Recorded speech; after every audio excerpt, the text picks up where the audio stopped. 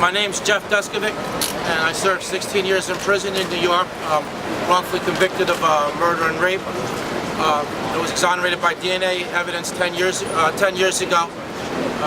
Founder of the Jeffrey Duskovic Foundation for Justice, which exonerates the wrongfully convicted as well as advocates for policy changes that are designed to prevent wrongful convictions. I'm an advisory board member of the coalition group It Can Happen to You.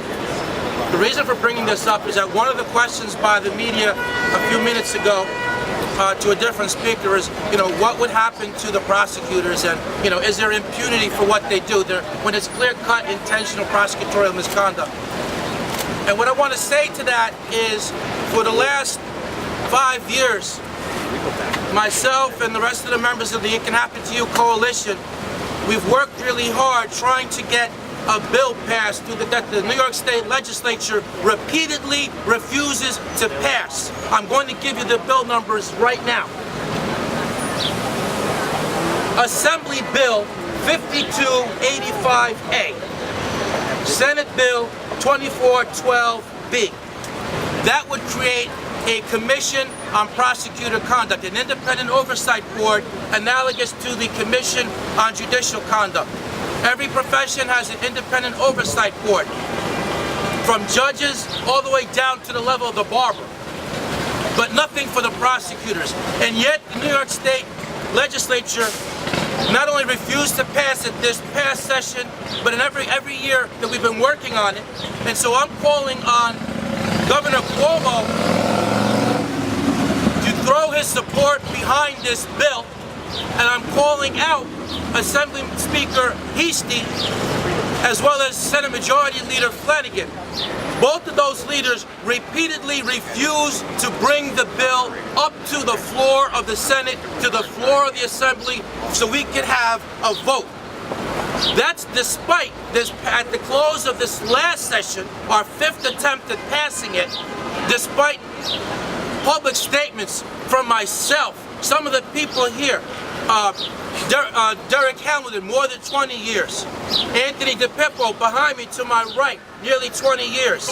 Marty Tankliff had a public statement. Shabaka Shakur, 27 years. The widow of William Lopez, Alice Lopez, whose husband was my foundation's first exoneree, who passed away, his life virtually stolen from him as a result of prosecutor misconduct, who lived a mere year and a half after being wrongfully imprisoned for 23 and a half years. And if those public statements are still not enough to pass a bill, I want to know what is. I want to know, when is enough wrongful convictions going to be enough? I want to know how many more millions of dollars. Let's take it to a taxpayer level. Okay? There's money that's lost in originally wrongfully prosecuting, defending the wrongful convictions throughout the appeals process, the length of time that's spent with an average cost of $60,000 to $65,000 a year per inmate per year, the cost of defending the lawsuits afterwards, the multi-million dollars of payouts that are justifiably paid out. But why does it have to come to all of that when we can have a device in place, an oversight board, that would have a chilling effect on prosecutor misconduct? It would not have, despite the opposition from the prosecutors, despite their claim, it would have a chilling effect on prosecutors. It would actually only have a chilling effect on those prosecutors who would like to continue to get away with misconduct. Law-abiding prosecutors would have nothing to fear, just as the judges have had nothing to fear for the 40 years that the Commission on Judicial Conduct's been in place, just like police officers are not deterred from doing their job by the possibility of there being reprisals if they engage in misconduct.